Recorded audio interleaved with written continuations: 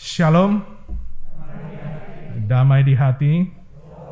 Selamat pagi, Bapak-bapak, Ibu-ibu sekalian, saudara-saudara dalam Tuhan Yesus, juga saudara-saudara seiman yang mengikuti ibadah pada pagi hari ini melalui online. Kiranya Tuhan Yesus menguatkan dan terus memberkati kita semua, walaupun kita masih dibatasi gerakan kita oleh pandemi COVID-19, tetapi mengucap syukur. Ada banyak gereja yang belum beribadah, tapi kita boleh beribadah. Itu semua karena kebaikan Tuhan. Firman Tuhan telah dibacakan tadi dari Matius 28 ayat 16 sampai dengan 20. Tema bulanan oleh Gemim adalah ketaatan melaksanakan kehendak Allah adalah wujud kedewasaan iman. Kemudian tema mingguannya adalah jadilah duta Kristus. Nah, saat ini judul daripada renungan saya adalah Duta Kristus. Saya membaginya dalam 4 bagian. Yang pertama adalah kuasa. Ayat 18. Mari kita buka tetap buka Matius 28 ayat 16 sampai dengan 20, kita akan fokus di situ. Yang pertama adalah kuasa. Ayat 18 berkata, Yesus mendekati mereka dan berkata, "Kepadaku telah diberikan segala kuasa di sorga dan di bumi." Ada beberapa hal yang mengharuskan Tuhan Yesus mengatakan hal ini, karena kalau kita lihat di ayat yang sebelumnya, ayat 16 mengatakan, "Dan ke-11 murid itu berangkat ke Galilea, ke bukit yang telah ditunjukkan Yesus kepada mereka." Kemudian ayat 17, ketika melihat dia, mereka menyembahnya, tetapi beberapa orang ragu-ragu. Ada banyak interpretasi kenapa mereka ragu-ragu, padahal mereka sudah menyediakan banyak waktu dengan Tuhan Yesus yang sudah bangkit. Tetapi mungkin keraguan-raguannya adalah apa yang harus mereka lakukan sebagai pengikut-pengikut Kristus. Dan oleh sebab itu, ayat 18 Tuhan Yesus mengatakan, "Kepadaku telah diberikan segala kuasa di sorga dan di bumi." Segala kuasa ini adalah otoritas. Dengan kematian dan kebangkitan Tuhan Yesus, itu menunjukkan Tuhan Yesus mempunyai otoritas penuh dari Bapa untuk hidup dan mati. Bahkan Tuhan Yesus telah bangkit.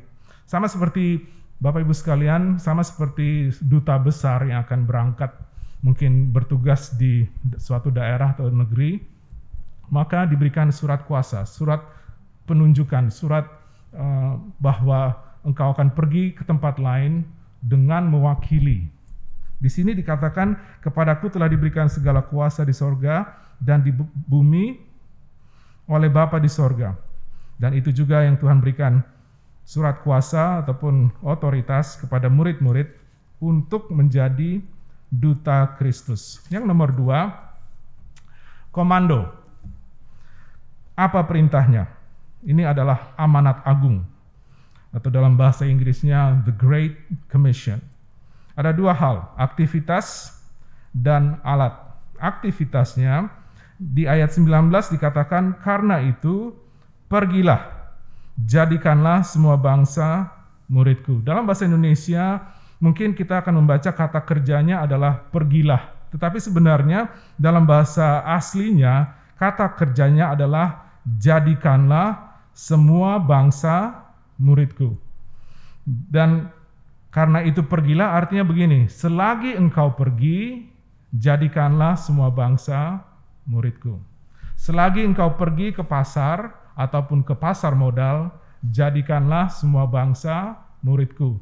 Selagi engkau di kampus, selagi engkau belajar di sekolah, jadikanlah semua bangsa muridku.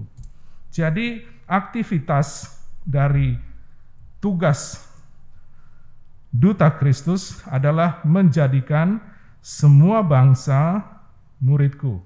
Ini luas ya, jadi bukan hanya orang Indonesia atau suku ini, suku itu, tetapi semua bangsa muridku. Lalu pertanyaannya, bagaimana kita menjadikan semua bangsa muridku? Mungkin 2 hal.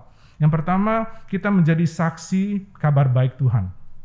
Bapak Ibu sekalian, kita akan lebih mengerti baiknya kabar baik kalau kita mengerti buruknya kabar buruk. Buruknya kabar buruk upah dosa adalah maut. Dan kita semua tidak ada yang terkecuali telah berdosa. Mungkin kita tidak membunuh, mungkin kita tidak berzina, tetapi berbohong saja. Upahnya adalah maut, karena Tuhan yang kudus. Tetapi kabar baiknya adalah Tuhan menyediakan jalan keluar sehingga Tuhan yang kudus, kita yang berdosa dapat bersekutu kembali. Dan jalan keluarnya, kabar baiknya adalah Tuhan Yesus. Lalu kita menjadi saksi. Bapak Ibu sekalian, kita bukan menjadi hakim. Kita bukan menjadi saksi penuntut. Tetapi pada saat kita memberitakan Injil kabar baik itu, kita menjadi saksi. Saksi artinya kita sendiri sudah mengalami keselamatan itu.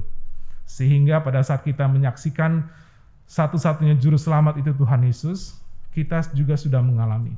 Nah, sebagai catatan Bapak Ibu sekalian, kita tugasnya adalah bersaksi. Masalah mereka menerima kesaksian atau tidak, itu bukan urusan kita. Yang Tuhan tuntut adalah kita pergi dan bersaksi. Kemudian yang kedua, salah satu cara untuk jadikanlah semua bangsa muridku adalah mengundang. Karena iman datang dari pendengaran. Pendengaran akan firman Tuhan. Jadi kursi-kursi kosong ini adalah kesempatan yang mungkin sudah tidak akan terulang lagi bagi kita untuk mengundang satu jiwa mendengarkan firman, supaya mereka juga boleh dikuatkan dan juga boleh diselamatkan. Jadi aktivitas utama seorang duta Kristus adalah jadikanlah semua bangsa muridku kemana saja kita pergi. Kemudian alatnya ada dua, yaitu membaptis dan mengajar. Membaptis artinya baptislah mereka dalam nama Anak dan Roh Kudus. Ada banyak deskripsi tentang apa itu baptisan, tetapi salah satu yang baik adalah pada saat kita dibaptis, ini menunjukkan identifikasi kita kepada Tuhan Yesus, bahwa kita sudah mati dari kehidupan lama dan kita bangkit dalam kehidupan yang baru. Ya. Kemudian yang kedua adalah mengajar. Ayat 20 dikatakan, dan ajarlah mereka melakukan segala sesuatu yang telah kuperintahkan. Ini menjadi catatan, kita belajar, kita mengajar bukan hanya untuk menambah ilmu, tetapi kita mengajar supaya ada perubahan dalam sikap hidup. Firman Tuhan itu dapat merubah kita. Firman Tuhan itu dapat membuat kita bertumbuh, lebih dewasa. Firman Tuhan itu semakin kita mempelajarinya dapat membuat kita mengenal Tuhan dengan lebih baik lagi. Kemudian nomor 3, konfirmasi. Konfirmasi di ayat yang 20 dikatakan begini, ini suatu peneguhan. Dan ketahuilah, aku menyertai kamu senantiasa sampai kepada akhir zaman. Immanuel, Tuhan beserta kita. Kalau dikatakan Tuhan beserta kita, berarti akan ada pemeliharaan, akan ada perlindungan, dan juga akan ada penyediaan. Karena Tuhan tahu bahwa dalam memberitakan kabar baik ini, ada saatnya kita juga mengalami banyak pergumulan, tantangan-tantangan baik dari luar maupun dari dalam. Tetapi ini menguatkan, dan ketahuilah, aku menyertai kamu senantiasa sampai kepada akhir zaman. Dan yang terakhir, keluar. Ayat 16a, di situ dikatakan, dan ke-11 murid itu berangkat ke Galilea. Kita kan lihat dalam sejarah pelayanan mereka, tidak hanya mereka melayani di Galilea karena sebagian besar mereka dari Galilea, tapi mereka kan melayani di Yerusalem, di Yudea, Samaria, sampai ke seluruh dunia. Ya, harus keluar. Nah, saya mencatat nama-nama mereka yang ke-11 ini. Ada di Matius 10 ayat 2 sampai dengan 4. Inilah nama ke-12 rasul itu. Pertama, Simon yang disebut Petrus, Andreas saudaranya, dan Yakobus anak Zebedius dan Yohanes saudaranya, Filipus dan Bartolomeus, Thomas dan Matius pemungut cukai, Yakobus anak Alfeus dan Tadeus. Kemudian yang terakhir Simon orang Zelot. Ini 11 murid. Tanpa Yudas Iskariot. Kemudian saya coba mempelajari murid-murid ini, pelayanan mereka. Yang pertama Simon yang disebut Petrus. Simon tidak hanya melayani di Galilea, Yerusalem, tapi bahkan sampai ke Korintus atau di daerah Yunani, kemudian ke Babylon. Ke Babylon itu Irak. Dan dia meninggal di Roma. Kemudian ada Andreas. Andreas ini adik kandung dari Petrus. Andreas memulai penginjilan di dalam keluarga. Pertama kali setelah dia mendengar dan bertemu dengan Tuhan Yesus, dia langsung mencari saudara kandungnya. Saya percaya di antara kita masih ada saudara kandung yang belum menerima Tuhan Yesus. Ini tanggung jawab kita. Ya. Kemudian saya pelajari, Andreas sempat melayani di Armenia, Makedonia, Asia Kecil, dan tradisi mengatakan ia mati juga di kayu salib di Yunani.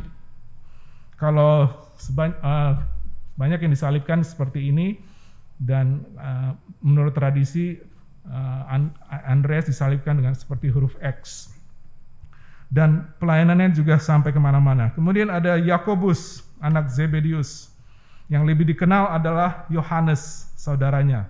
Dan ini Yohanes menjangkau orang banyak melalui tulisan. Yohanes 1, Yohanes 2, Yohanes 3, kemudian ada buku Yohanes dan Wahyu, ada 5 buku, dan dia dibuang di Pulau Patmos.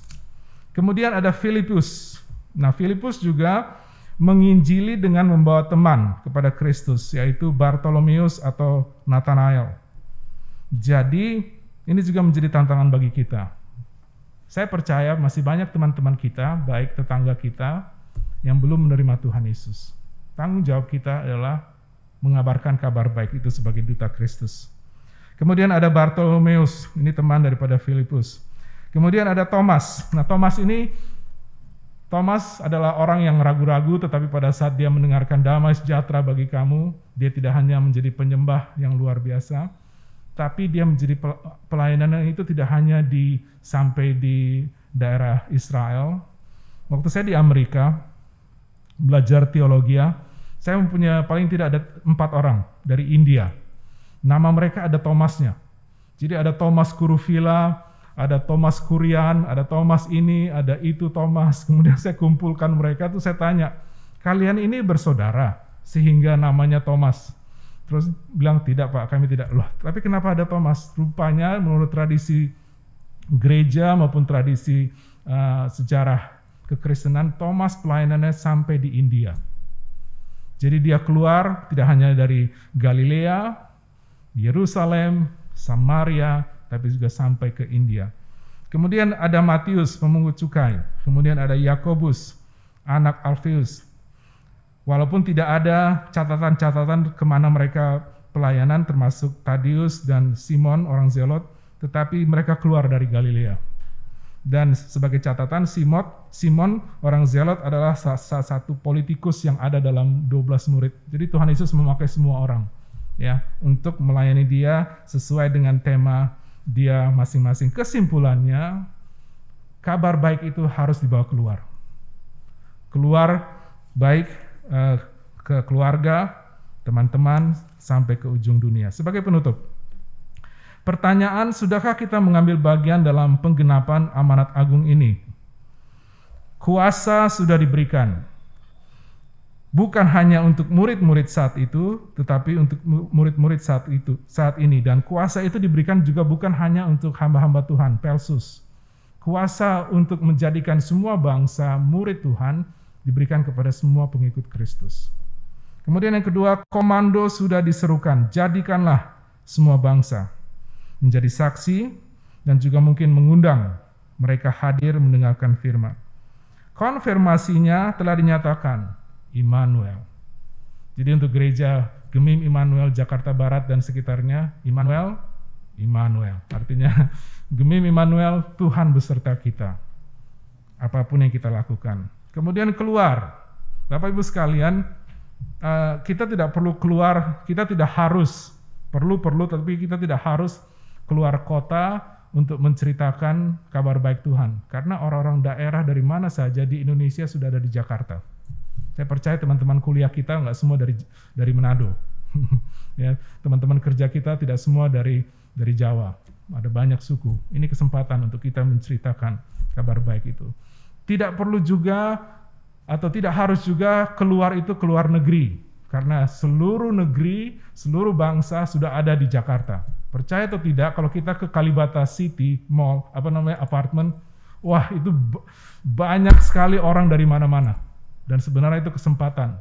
Dan ada teman saya, orang Amerika, yang pelayanannya khusus untuk mereka yang mencari suaka politik ke Australia, dari Timur Tengah, Irak, Iran, dan dikumpulkan di Kalibata City, dan pelayanan dia adalah menjangkau mereka supaya pada saat mereka ada di Australia atau di tempat mereka akan mendapat suaka politik itu, mereka menjadi memuridkan, mengabarkan kabar baik itu. Jadi, marilah kita jadi duta Kristus. Di 2 Korintus 5 ayat 20, Paulus mengatakan begini, jadi kami ini adalah utusan Kristus. Dalam bahasa Inggrisnya, we are the ambassadors of Christ. Artinya kita tidak hanya murid-murid di saat itu, tetapi kita juga di saat ini adalah duta-duta Kristus. Tuhan Yesus memberkati pemberitaan dan penerapan firman-Nya. Haleluya. Amin.